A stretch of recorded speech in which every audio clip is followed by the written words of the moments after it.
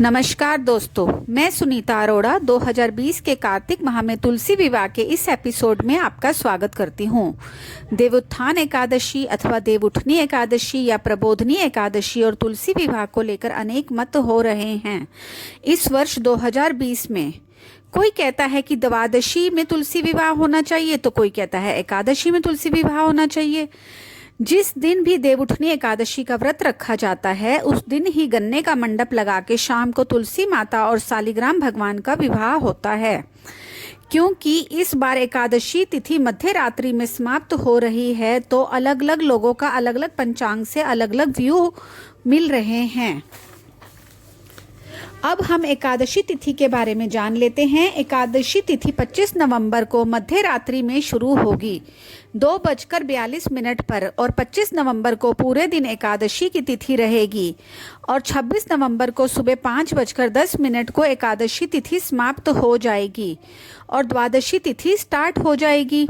द्वादशी की तिथि 26 नवंबर को पूरे दिन रहेगी और 27 नवंबर सुबह के समय 7:46 पर द्वादशी तिथि की समाप्ति होगी।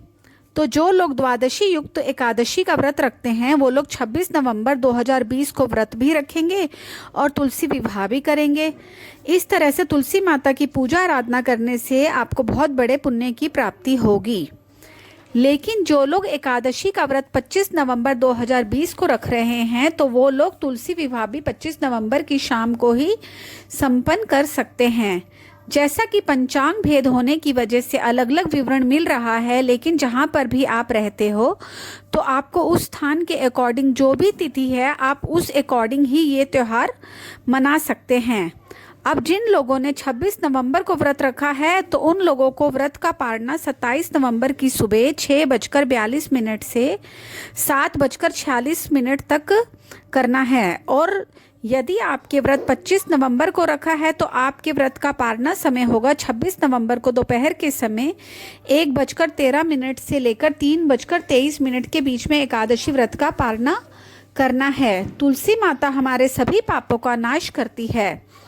तुलसी विवाह हिंदू धर्म का एक बहुत ही प्रमुख त्यौहार है, क्योंकि तुलसी विवाह के बाद ही सभी तरह के मांगलिक कार्य की शुरुआत होती है।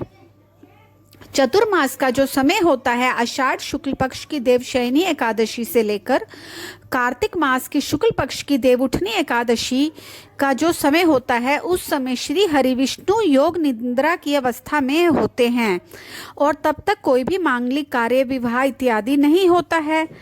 तो जब देव हरि विष्णु देवउठनी एकादशी के दिन जागृत अवस्था में आते हैं तो तुलसी और सालिग्राम का विवाह किया जाता है और उसके बाद सभी तरह के मांगलिक कार्यों की शुरुआत होती है। तुलसी विवाह का शास्त्रों में बहुत अधिक महत्व बताया गया है।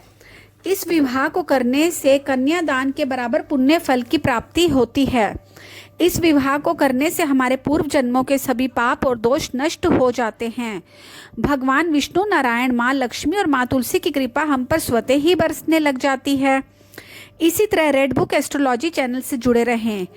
आपसे जल्दी ही मिलती हूँ। अगर आप पहली बार रेड बुक एस्ट्रोलॉजी चैनल पर आए हैं तो चैनल को सब्सक्राइब करके बेल आइकन को सब्सक्राइब करें। तुलसी माता की जय, लक्ष्मी नारायण की जय।